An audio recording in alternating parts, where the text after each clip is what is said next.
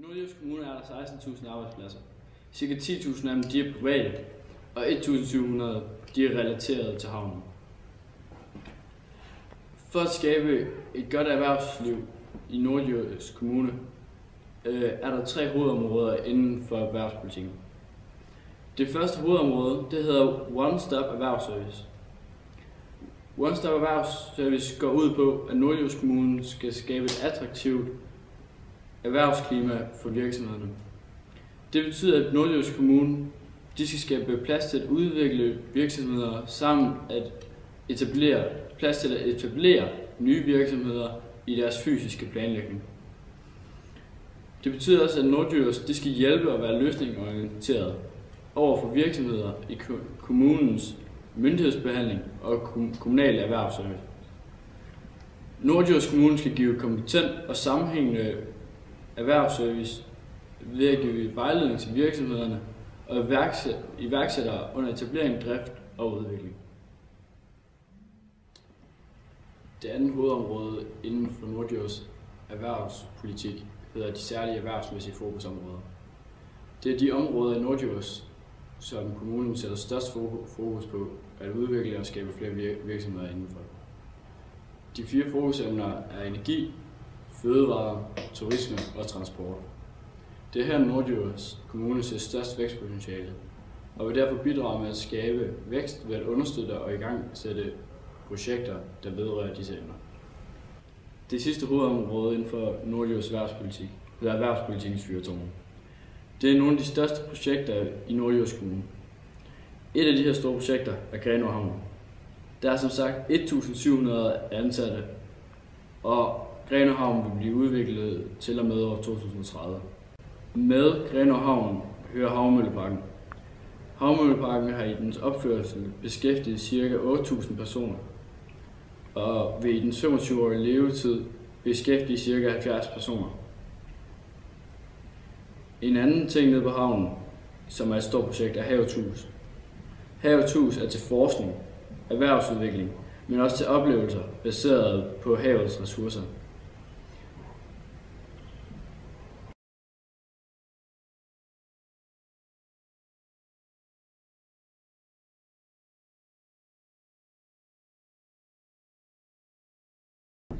Altså, vi ved jo godt som kommune, at man skal fremme erhvervslivet, fordi det er der, man kan hente penge hjem til kommunen og vækst og arbejdspladser. Og det er det, man er afhængig af for at få det gode liv og velfærdsstaten. Ja. Så vi gør jo rigtig meget for at fremme erhvervslivet og vækst i erhvervslivet. Og det erhvervsliv, der er i Nordjysk, det er rigtig, rigtig mange små og mellemstore virksomheder.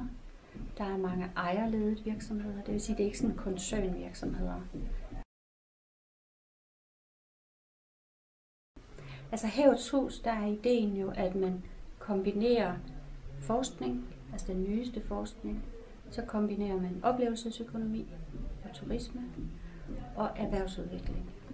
Og i de tidspunkter, eller de steder, hvor man kan se, at man lykkes at kombinere de 3, så er der store vækstmuligheder i det.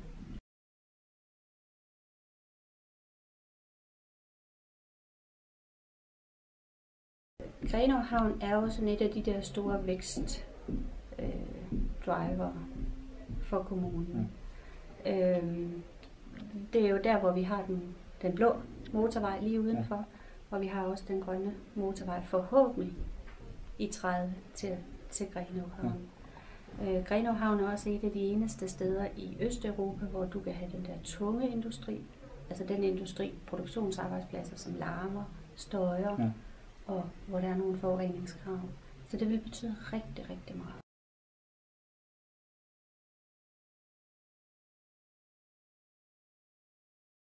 Der, hvor vi kan se, at vi scorer meget lavt på de der indikationer for, om man er en erhvervsvenlig kommune eller ej, det er for eksempel sådan noget som infrastruktur.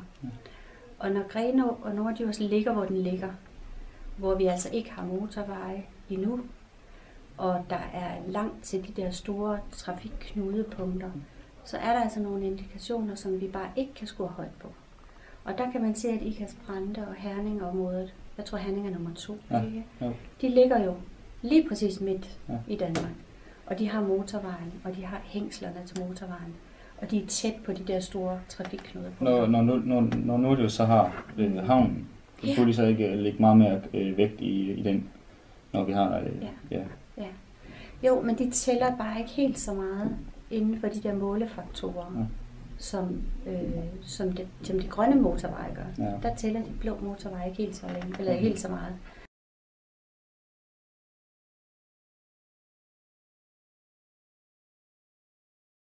Det er fordi, når man måler på, hvor mange penge man bruger, så måler man ikke på det samme. I Ikast-Brande og også i Herning, der har man et erhvervsråd. Ja.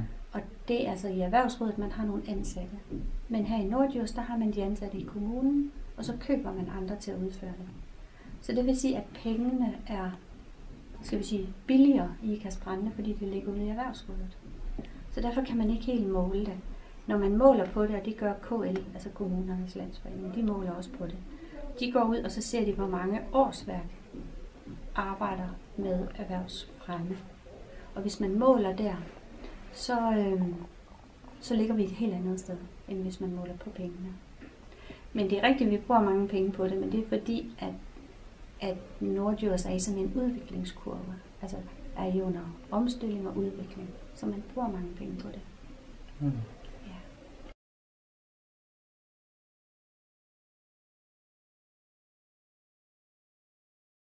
Altså i Norddjurs, der har man lavet et nyt erhvervsudvalg, og det er fordi man rigtig gerne vil både signalere, men også sætte nogle aktiviteter i gang, som fremmer erhvervslivet.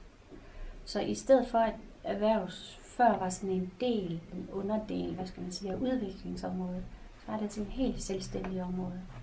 Og det betyder også, at der har sin helt selvstændige økonomi. Så det bliver meget tydeligere, når det er, at man går ud og sætter nogle ting i værk. Så det er, fordi man gerne vil det her.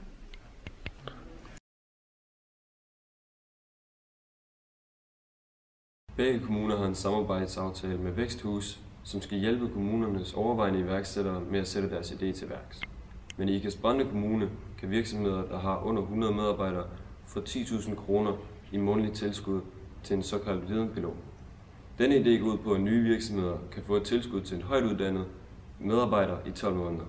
Dette kan hjælpe til at skabe vækst i virksomheden. Kigger på kommunernes udgifter, viser det sig, at Norddjurs Kommune har omkring 38.000 indbyggere og bruger 259 kroner per indbygger, som er 98 kroner mere end landsgennemsnittet.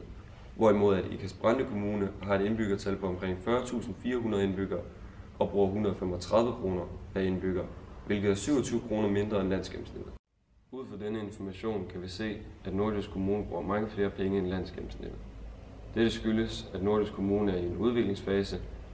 Denne udviklingsfase vil koste kommunen mange penge, men på sigt vil skabe vækst.